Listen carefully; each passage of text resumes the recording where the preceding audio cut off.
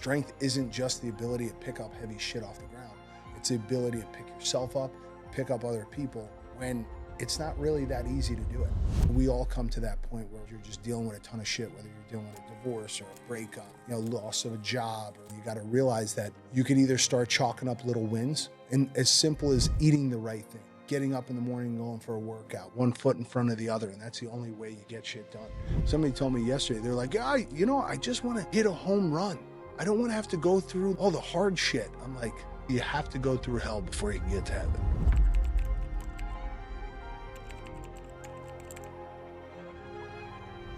What does it take to have grit and make it here in New York City? Today we're going to find out. I am so excited to introduce today's guest, a fitness consultant, a coach, a motivator, and the founder of Strong New York, as well as the founder of the New York City most premier fitness expo. Please welcome none other than Mr. Kenny Santucci. How are you today, sir? Good, man. That was a great intro. I appreciate that. Thank you. Makes me feel a lot more important than I actually am. Well, I think we got to give credit where credit is due. And I think the one thing that I left out of the introduction is that you're actually a connector as well. And that's why the Expo is such a prime place, I think, for us to start. What do you think? Yeah. I mean, it makes sense. I mean, that's what I've been spending the last 7 years of my life kind of molding. So we might as well start there. And it's funny because it actually started in a basement, if I'm not mistaken. Yeah. Is that right? So it started in the basement of my old gym. I was working with a bunch of different brands, and I wanted to connect the brands with customers, and I want to connect the customers with the brand. So I go, I should just have an event and bring everybody together and put everybody under one roof. I was friends with the brand owners, and I'm, my clients and my family and my friends, and I'm like, all right, I should just put everybody under one roof. I had access to all these great speakers and trainers, so I wanted to connect everybody. Sometimes you don't really listen to a trainer or your buddy. You always want to hear it from a doctor, a specialist, or somebody who has a couple letters after their name that are a lot more important than PT. So I wanted those people to explain to my friends and my family and my clients, like, hey, this is why he's telling you this, or this is why we're talking about this. And it's funny because when we first started this back in 2015 was kind of like the birth of the idea. 2016 was, I think, the first year we had one. And at that time, people weren't talking about strength like they are today. People weren't talking about how important it is to lift heavy weights. Now every fucking jerk off on Instagram tells you how important it is to lift weights. It's like, yeah, we've been talking about this for quite some time, and you guys are just catching up to this. So many people are fucking experts on the shit we've been preaching for years. So that's why it's called Strong New York, because there is no substitute for strength. If you're strong physically and mentally, then you could do anything you possibly want. People are always like, oh, I'm motivated, I'm inspired. It's strength will get you through all the bullshit you need to get to. And it's not just physical strength, right? One of the first things I said when I started the event, I said, strength isn't just the ability to pick up heavy shit off the ground. It's the ability to pick yourself up and pick up other people when it's not really that easy to do it. I love how you frame that, how you could pick yourself back up. And did you learn that when you were growing up and you were a kid struggling with issues? I grew up in Newark, New Jersey, in not the best neighborhood. And, my family was very blue-collar, Italian, working-class people. So I didn't really have anybody I could rely on my family. My family was great, but it's like, if I wanted shit, I had to go do it myself. If I wanted to get things done. And I realized at 13, 14 years old, I was a fat kid, and I was like, well, the only person who's going to change my reality is me. So I need to, stop feeling bad for myself and start doing some shit. And, throughout life, I'm 40 years old. I had a couple speed bumps here and there. It's just the ability to pull yourself out of darkness, right? Like, I don't know too many people probably haven't had that moment where they're like, I just want to take a bunch of fucking drugs or get drunk or just bury myself deeper in this fucking hole I'm in. We all come to that point where you're just dealing with a ton of shit, whether you're dealing with a divorce or a breakup or, loss of a job or whatever may happen. And you got to kind of dig yourself out, and you got to realize that you can either start chalking up little wins, and as simple as eating the right thing, getting up in the morning and going for a workout, whatever it may be. Like those are the things that are going to pull you out of the darkness. It's that one shovel, that helps you get out of that one shovel full of dirt that helps you get out of the hole. It's not just, you're not going to fucking burst out or jump out at some point. It's going to take time, and it's going to take one step, one foot in front of the other, and that's the only way you get shit done. I think somebody told me yesterday, they're like, yeah, I just want to hit a home run. I don't want to have to go through all the hard shit. I'm like, the only way is through the hard shit, right? You have to go through hell before you can get to heaven. You've done several hard things. We were chatting a bit before the show where we were talking about how you've completed multiple marathons, an Ironman, multiple triathlons. This insight, does that insight come from those experiences? Yeah, I think doing hard shit teaches you that, you're capable, you're strong enough to do them. Crossing finish lines helps a lot. Like I said, racking up those wins gives you the confidence. I'm reading a book right now called Psycho-Cybernetics. Have you ever heard of it? No, I haven't. It's a fucking incredible book. Okay. And it's just reinforcing all the things that I believe in already. We've all won at one point in our life or another. And it doesn't have to be these major wins. It doesn't have to be, I won high school wrestling match or whatever. It's little things. It's like learning how to tie your shoes or getting an A on a test or whatever it may be. And we need to kind of keep those at the forefront of our mind to help us get through other hard tasks, right? We know we could win. We all have this chip on our shoulder and this subconscious thought that we're not good enough for certain things. And, what this book tries to teach you and reinforce is that, these self-beliefs and these self-doubts and this negative idea that we have of ourselves can be overcome by constantly pep talking ourselves. Being like, hey, I could win. I could do better. I could do more.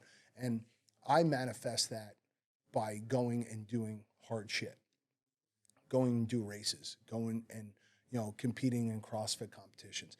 I don't even care to win any of this stuff. I mean, I'm getting kind of crazy about the jiu-jitsu stuff because that's like the way I grew up, right? I wrestled all through high school and college, and to be on the mat, like I love being a part of a team, but like when you're out there, you're by yourself. It's a solo thing, and it's how hard you train and how hard you work, and it's a testament to how much effort I put in. It's not even about winning. It's like, did this person outwork me, right? Because if he's just naturally better than me, then I have to go back to the lab and keep working. But for a lot of the other stuff, it's like it just kind of keeps me like winning and moving and gives me a goal and keeps driving forward. I used to look at 40. Last year I did this challenge and I had like 6 people do it with me, where it's called the Fittest at 40. And basically I had all these people sign up for this, and I kind of walk them through going and signing up for different events that they would never do. It could be a 5K. It could be, whatever, a turkey trot. I don't give a shit what it was, but it was getting people out of their comfort zone to go do hard shit or what they thought was hard shit, and force themselves to work and sign up for these things that you're putting money on the line. So now you got to go and kind of do them. And it worked out great. I have so many people, the 6 people that I did it with, I saw a real change in them, So it's different than just showing up to the gym, because that becomes monotonous and people don't know why they're doing it. So you have to give them a goal and a purpose and something to do. I made them sign up for 2 physical things. So 2, things that they'd have to go out and do, like a high rocks event or a CrossFit competition or a run or whatever it is. And then 1 kind of outside of fitness, sign up for piano lessons, go take an acting class, like do something that will challenge you, that'll get you out of your comfort zone. Sign up for a dance class, like something like that. And people loved it, and I wanted to do it again this year, but it's like I'm so wrapped up in the event and everything that it's kind of hard to like manage all these things. But it's definitely a great exercise, and for trainers and different motivators out there, it's a great opportunity to start that tribe and get people to do different shit. So there's a few different things that you touched on there that I want to double down on. I'm going to crack one of these things. Yeah, of course. Please do. Shout out to SLATE. Powered by 20 grams of protein and only 100 calories. Code INSPIRED for 10% off your order. So when we talk about doing hard things, and this is something, I don't think we got the chance to talk about it before the show, but recently, I guess a little bit less than a year ago, I did 1,018 pull-ups in about 4 hours. Oof. And we raised over $20,000 for an organization called the Friendship Circle. And I remember trying to document my thoughts. We documented the whole thing. The feedback was great, very warm reception to the whole experience. We had people do their first pull-up. We had people do more pull-ups than they've ever done. Everyone kind of underestimated what it took to do a pull-up. Yeah. And I've tried to articulate and document what it means to do hard things and the experience that I go through and how it channels into the day-to-day and how it can motivate and inspire other people. But I feel like there's a disconnect sometimes where sometimes the level of output is so high that it feels like it's out of someone's reach. Mm-hmm. And you were talking about how you're a motivator, right?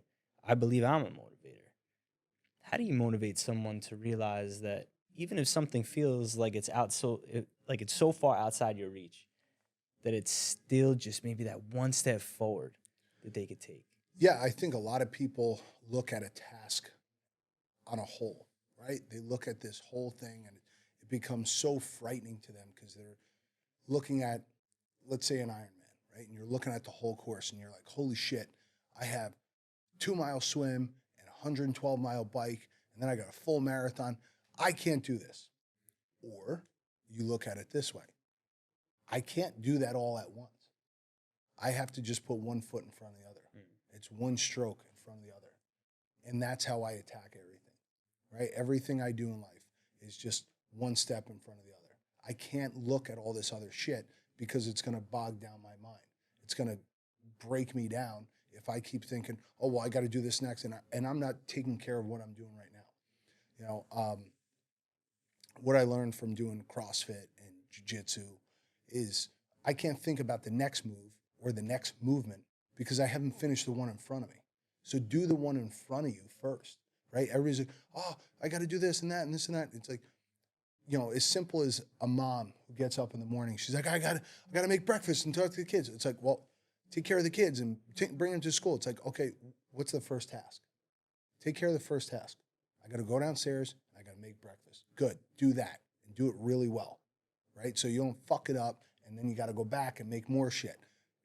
Get that job done first. Then go get the kids. Get them ready. And take it step by step. Chip away at it. Treat it like a workout where you're like, all right, I have 50 reps of this. Well, I can only go 1 rep at a time, right? So stop looking at it as like, oh my God, there's all this shit I have to do. It's like 1 rep, 1 chapter, 1 page at a time, And this is what I tell a lot of people. We choose to do hard shit, right? You go and you're going to I'm going to get up at 7 a.m. I'm going to run 5 miles. And to most people out there, I'd say 85% of the population are like, fuck that, I'm not getting up at that hour. It sounds so hard. The hardest shit you're going to do in life isn't going to be that. What I said before when I was like, well, I'm just going to go do that swim because when the hard shit does show up, it's not going to tell you it's showing up. It's not signing up for a race or it's not doing this hard workout. Life's going to kick you square in the dick when you least expect it. And you're not going to be prepared and you're not going to be ready for it. So the more we keep doing these hard things, the easier those hard things become to tackle. Hard shit's going to happen in your life and you're going to be like, crumble because you've never done anything hard because you've avoided it your whole life. We take on these challenges and look forward to them because in a way, 1, we're sick fucks, but 2, in the back of our minds, we're preparing ourselves because that shit's going to happen. You just told me, you're like, well, I got a full-time job. I got this podcast. I got a wife. I got a kid. To me, that's like, fuck all that shit. That sounds so crazy, Thank you. I'm like, it just sounds like so much shit that's constantly on your mind. I was talking to 2 of my clients this morning. Both of them have One of them just had his first kid, and then the other guy's got 3 kids. And I'm like, I don't know how you do it. Just that alone, the gravity of other lives relying on you every moment of the day, no matter what happens, you are responsible for 3 other lives. I don't give a shit what anybody says. If you're the guy I think you are, right? No matter what happens, no matter what fucking liberal, stupid agenda people want to say, you're a man. You need to make sure that your wife and your kids are protected at every moment of the fucking day, right? And it never leaves the back of your mind. You're like, no matter what happens, I'm responsible. I got to take care of my shit. It's a huge responsibility, and I think people downplay that. And, you know, I'm sure your wife feels the same way, right? She's like, I have him, and I got to take care of him and make sure he's okay and the kids are okay. So it's like being a parent is a very hard job, and I think people downplay that. But I encourage parents to go and continue to do shit for themselves like you're doing. So when that hard shit does happen and you got to deal with, you know, whatever the world throws at you, you're a little bit more calm, cool, and collective when you're taking that challenge on. I think that's so well said. And thank you, by the way. Shout out to my family. Love you. I think they become the reason why. It literally is like, we were talking about this before. You're about to take on this wild challenge of swimming, what was it, 3 miles and hundreds of push-ups and pull-ups. And just, I know how gassed you can get. And, you know, you were saying we have to be prepared at any time. And at some point, if the world ends, we all have to jump off this island. And it sounds more real than ever before, right? Like I'm a huge, like, you know, what do they call it? The post-apocalyptic, you know, kind of Mad Max, I Am Legend world where you're like, feels real these days, right? Like after, you know, COVID and shit, you're like, we're about 24 hours from the fucking city falling apart at any minute. Feels like it. You know, so you're like, could I handle my own shit? And that's what I tell people. It's like, can you handle your own shit? Can you climb a fence? And people are like, it's crazy. That's never going to happen. It's like, were you here during COVID? Because I was here during COVID. And when those riots and shit and all that stuff was happening, I'm like, I know I could fucking climb down a fire escape and do what I need to do and jump in the river and swim across. And people are like, that's the dumbest thing. I'm like, well, when it happens, I'm pretty sure I could do it. I don't know about 90% of the city. So it's interesting because I was actually a criminal prosecutor at the time that the riots were going on, and I was living here in New York.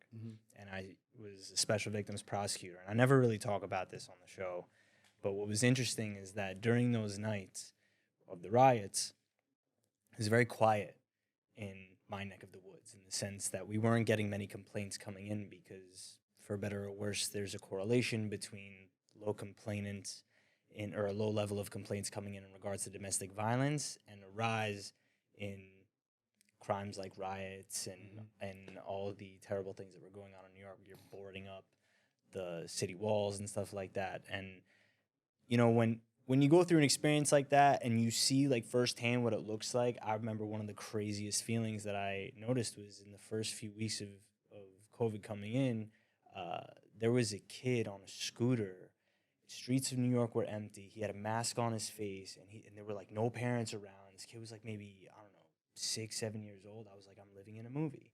But those moments, not to digress to the end of the world, but the point is in those moments you have to be prepared for anything. And that level of preparation through doing hard things and keeping a mentality of staying level-headed, especially when things go haywire, that I think is what training brings to the table. And I think that kind of brings us to the next question of, you know, it also matters who's in your corner and who you surround yourself with. And, you know, as evidenced by the Strong New York Fitness Expo that you put together, you have this wide class of experts that you've surrounded yourself with and brought to the table, centralized in one location, and created a platform for everyone to share their story, share their insights.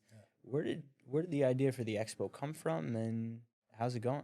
I have a notebook at home that I write down, you know, manifestations and ideas that I have and what I consider success and, you know, just my feelings that I want to put out on paper. I was an art major in college. I used to get in trouble all the time in grammar school because I used to draw all over my notebooks, especially in English and math class. I just wasn't good at either of them, believe it or not. If you can ever read some of my Instagram posts, I constantly get corrected on my English. But I feel like when you write it down, you make it a real thing. When you put it out into the universe, you make it a real thing. And one of the things that I wrote down years ago was one of the versions of success, or what I believe success is when the people that I admire, respect, and looked up to look at me the same way I Oh look yeah. at them. And in the field that I'm in, the people I look up to and admire are some of the people that I have at the event. And I want to be a part of that tribe and I want to help them. And every one of us is trying to level up. You can have, you listen to actors and athletes and anybody, politicians, everybody's trying to always level up. Everybody's trying to game up. You talk to a millionaire, they want to be a billionaire. You talk to a billionaire, they want to be a trillionaire. Everybody's trying to level up their game. And it's how do you add value to that person's life? How could I help them do something greater? I created an event where I wanted to put these people on a platform. Like part of my project was to give them a platform where they could continue to grow, where younger generations could now look up to the same people that I looked up to. And I think those guys that and girls that I work with appreciate that. They want to be that. And here we are in the greatest city in the world. I mean, as much as this place could be a shithole sometimes, I still look at New York as the greatest place in the world. I remember growing up across the river when I was in high school in Jersey City, and I used to work on the docks in Elizabeth. I used to look across the river and be like, "Fuck, man! If I could make it there, I could do it anywhere." And I came here, and nobody in my family worked in the fitness industry. Most of my family's fucking fat, and I was the first one who really adopted living a healthier lifestyle. And everything I've done, I had to start from the bottom and try to figure it out myself. And I had some great people help me along the way, and my family supported everything I did, so I appreciate that. Um, but being able to work with the people that I work with is such an honor to me, and I'm like a fangirl for it. Um, and I think those guys and girls appreciate that and they see that, and I do everything I could to build value into their lives because I know they build value into mine. So I think when people look at you and they want something from you, but they don't want to give you anything back, one hand washes the other. That's the way the world works. And if you're not willing to help someone else out and you just want something from them, then eventually that feeling is going to be exposed and they'll start to feel that and see it. So you want to, lead with the best intentions, right? Like for the people who buy a ticket, I want to deliver the best possible experience. I want to give them more value than they could possibly imagine. And then the vendors, I feel the same way. And the people who are speaking and the people who are presenting, I want to build as much value into everything they do as I possibly can. So I try to go above and beyond. I don't mind not making $1 off it if I could show everybody a great time, because eventually I know that value will be there. It's a very commendable mission in the sense that you're giving with no expectation and also creating this holistic experience. The event in and of itself isn't honed in on one particular modality. I think that's what's so awesome about it. You have this diverse element where there's jujitsu, there's yoga, there's functional training, there's keynote speakers, you have brands and products.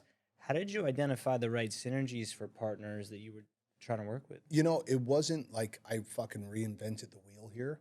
I just took a bunch of ideas that I've seen over the course of the last 15 years and decided to make it the New York version of it, right? I've been to the Arnold, I've been to FIBO, I've been to LA Fit Expo, I've been to Ursa, I've been to Summer Strong, I've been to every expo, health and wellness expo on the planet.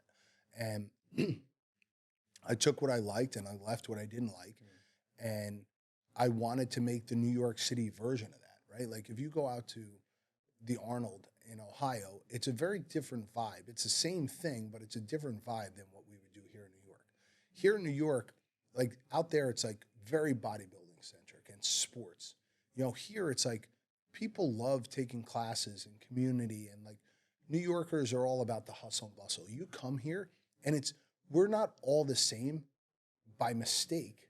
It's not a coincidence that people who are fucking hungry and, I put it on the wall. It's like, to be in this city, you have to be a shark. You have to be a wolf. You have to, be as hungry as you possibly can, because the city's going to eat you up and spit you out. And I tell people that all the time, and they're like, what do you mean by that? It's hard, right? Rent's expensive. A cup of coffee is expensive. Everything you do, people are aggressive here. Right? You could watch somebody get stabbed on the fucking subway and everybody will just keep walking by them, right? Nobody gives a shit here, right? People will fall down dead. Like, there's homeless people everywhere. People will walk over people all day long, physically and, figuratively. So you have to be strong mentally, and people who come here are hungry and they want to, interact with people and be a part of the hustle and bustle of it all. Because in reality, most of us, if we moved out to a suburb, we'd be like, this sucks. Like, I know for me, I'd be like that. I know I have a lot of friends who have moved out like during the last like 3-4 years because of COVID and starting families and everything. And there's still that part of them that they're like, "Oh, fuck, I wish I was still in the city. Like, it'd be great if I could just walk down the block." Like, there's a reason why we all gravitate here. We're all very similar personality types, and that's why we're all here. I just want to read what's on the wall. In a city of sharks and wolves, be the beast. And I feel like that really resonates because just there's an element of violence that needs to be just indoctrinated into the soul of whoever comes to live here. I feel like we could all talk about, New York, like all the like all the art and everything, but there's definitely, and we talked about it at the top, grit that you need to have in order to thrive here. And on that note, for all the highs you're experiencing now, there's been a lot of lows too, right? And so I'm curious, how do you process and channel those failures? Like you were saying before, there's a bunch of wins you had to create, but how do you channel and process failure when things aren't going your way? I mean, shit, I haven't done, or I haven't dealt with as much shit as other people. I know if you start writing out all the shit that you think has been hard in your life, I'm sure we could easily ask around this room of 4 people, and there's people who've dealt with harder shit, right? Like losing a loved one, losing a job. Years ago, I was fucking canceled before canceling was a thing. And, that was fucking really hard to deal with, right? Like, losing your name is so much harder than pretty much anything else I had ever deal with. I lost my dad back in 2019. I lost my cousin, who was like a brother to me, in 2008. And you learn how to live with these things, right? Because when it first happens, you're like, is it my fault? What should I have done differently? Blah, blah, blah. And then I start to be like, all right, what was the lesson here? How do I deal with this? How do I cope with this? How do I go on? Because you hear about a lot of people, like, trauma, loss of a loved one, whatever it may be, really does affect your brain in a physical way. My grandmother, my dad, my aunt, after someone in our family died, who was very close to them, for instance, my grandmother, after my aunt died, who lived with her after my grandfather died, and the older you get, the more it affects your brain, right? The closer you are to, fragility or death, the harder it impacts you. But after my aunt died, my grandmother like nosedived into, her Alzheimer's and stuff. She got so much worse. She had it, it was there, and then as soon as my aunt died, it got worse. My dad had it, he had a stroke, my uncle died, he just got fucking worse, like way worse. So you watch all this shit happen, and I'm not a doctor, but I do research a lot of this stuff. I look into it. I've seen it firsthand. And you start to realize that, we are very fragile, and you try to figure out how you bounce back as much as you possibly can, right? You try to figure out, it's like, all right, and like I was saying before, it's just those wins. You have to deal with a lot of shit. Everyone's going to deal with a lot of shit. I was just talking to a buddy who was telling me about his friend had lost a kid pretty early on, like a 2-year-old. And you're like, holy fuck, like, how do you justify, like, something like that? You can't even justify it in your head. You're like, you know, there's no explanation for it. You just have to like move on. And like, how do you move on? Like, do you let it tear up your life for the rest of your life? Or do you take it, my dad passing away, I took it, I didn't miss a day of work when my dad died. And it was one of those things where it's like, I used it as the fire to fuel this event. And one of the events, we partnered with the Alzheimer's Association, donated 10 grand to the Alzheimer's Association. But that's not like, oh, to pat myself on the back. I'm like, hey, this is a real fucking disease, and there needs to be more research and more money put into how we deal with this stuff. And now, since then, 2019, now to 2024, there's so much more that goes into this. And all these neuroscientists and experts and doctors are talking about this, right? People weren't, I was sauna and cold plunging years ago. Now everybody's doing it. They're like, well, it helps your brain and it helps your nervous system and all these things. So now it's like, it's more in our face than ever before. But at that time, I was like, my dad, because he was selfish with his own life and didn't take care of himself, it affected everybody around him. So when you start to look at your own health and wellness as not just something that affects you, it affects the 5 people around you. If you were a fat slob and you didn't take care of yourself, then that's going to trickle down to your kids and your wife. And, because you lead, from the front and you're doing what you need to do and you're doing all this stuff, your wife and your kids look at you a certain way. They're like, he's the guy. We got to follow him. Like, there's a reason why we, as kids, I'm sure most of us in this room, admired the Arnold Schwarzeneggers and stuff. It's like, yeah, they were fictional characters, but there was something about them. Their physical prowess said something about them. And you're like, you ultimately know, like, hey, that didn't happen by mistake. He didn't fall into that. That's a lot of hard work, and we admire that. We look up to that. So the more things you do that are hard and tough, then the more people look up to you and the more you start to, be infectious. Just the same way, anything else, like something bad, like just the same way a negative thing could be infectious, good things could be infectious as well. So the more good you do around you, the better, you're going to make everybody else around you. I think you hit on so many points that if I was to encapsulate everything that you just shared, there's this element of because how did the question, it was about failure, right? Mm-hmm. And the theme is resilience, that you were talking about how just this domino effect of all these reasons to spiral and cascade down. Mm-hmm. And you could look at life in those moments as a reason to falter. Instead, you show up every single day, despite one of the worst tragedies that ever happened in your family. And I'm sorry about that. Yeah. That is not something that can be taught. I feel like it's a nature, in my opinion. I think so too. I think there's a lot of people who, would look at it and it would break them. I know there's a lot of people out there like that. And then and that's why it's good to share stories, right? We are creatures of, storytelling. And the more people storytell and help people out, it's almost like when you watch somebody do something, right? Like, let's say we're all trying to jump and grab the bar, right? And none of us could do it. And then finally the camera guy jumps up and does it. The chances of the rest of us doing it go up significantly because now we just saw someone do it. It's possible. So the more you see people do things that we might feel like, oh, well, how are we supposed to handle this, right? Like when I was younger and somebody would pass away, everybody would like crumble. And it's like, oh, you can't go to work for 2 weeks. It's like, go on about your day. Continue to do what you need to do.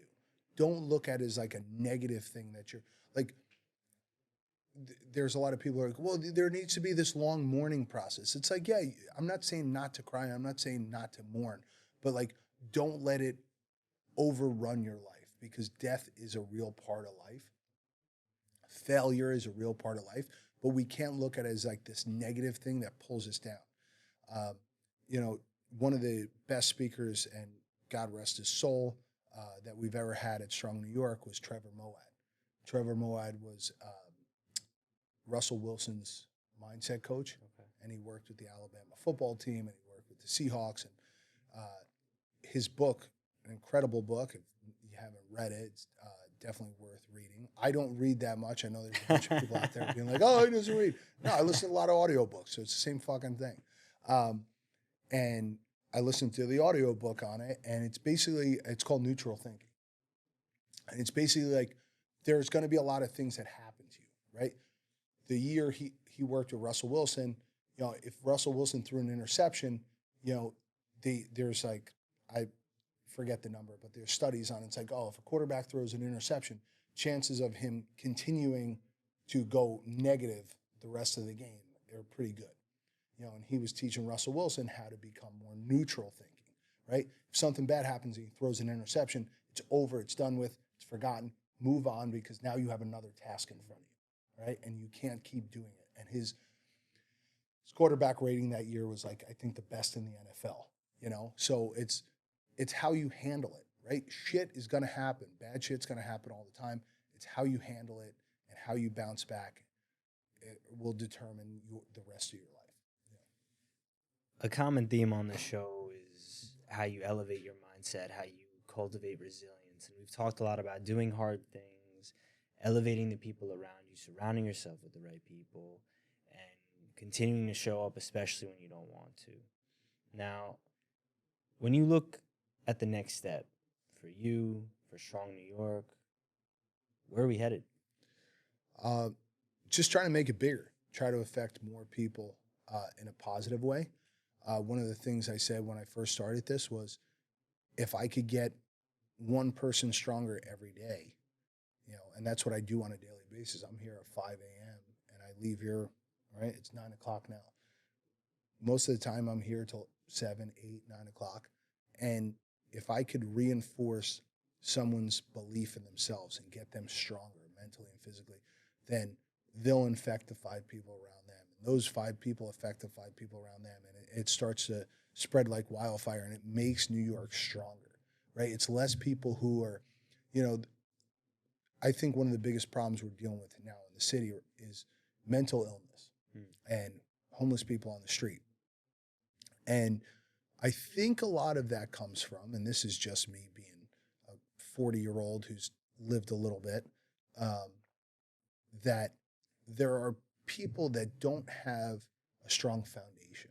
They don't have family, and they don't have friends to run to. Because if you think about it, right, let's just say you started taking drugs and you went down this rabbit hole.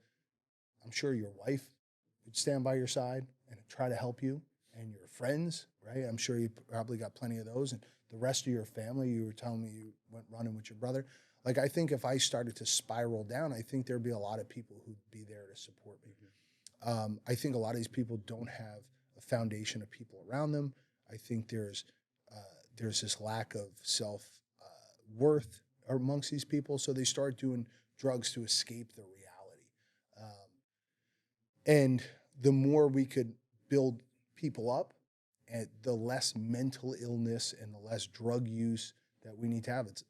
I like being in control all the time. I don't do drugs because I don't feel a need to escape my reality. I'm guessing you're pretty similar, right? You're not fucking shooting fucking heroin at night to be like, oh, I got to go on this real good trip. Clean as I know how to be. So for a lot of people, it's like alcoholism's the same thing.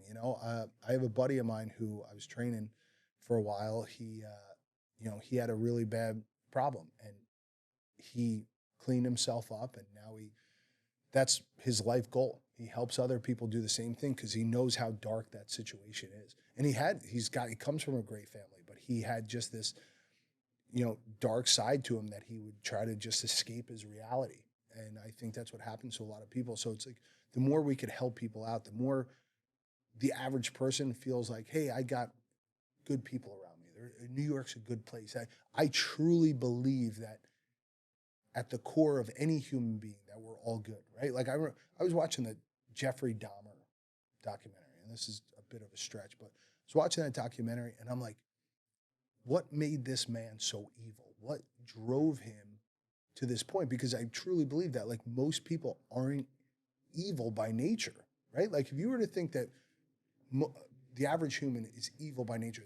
They want to see people fail. Then we wouldn't have got this far, right? There were hundreds of thousands of years. If we were evil by nature, we'd be killing each other by the millions. And yes, there are people killing each other, but not, we are much more civilized now than we were 1,000 years ago, right?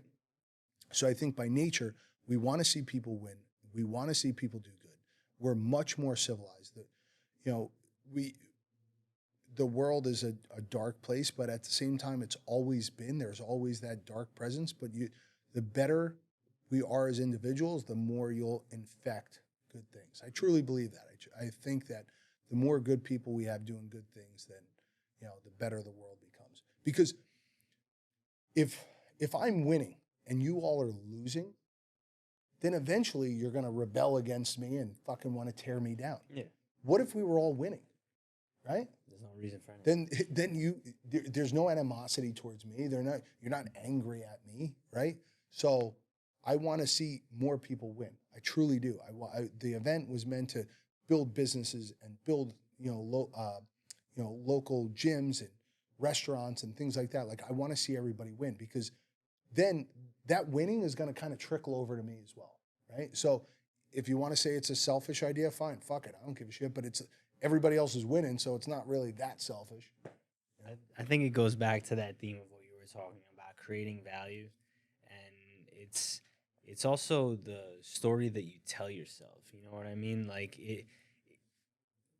you're elevating the people around you. You've created a platform for others to share their story, a platform for others to introduce their brands and products, and the results are obviously showing because it's been an upward trajectory. So I've had an awesome time hanging out. We've had an incredible lens into the motivator and the coach and the trainer and the fitness consultant that is Kenny Santucci. So as we round this thing out, there's a question that I pose to all my guests that I'm not going to pose to you.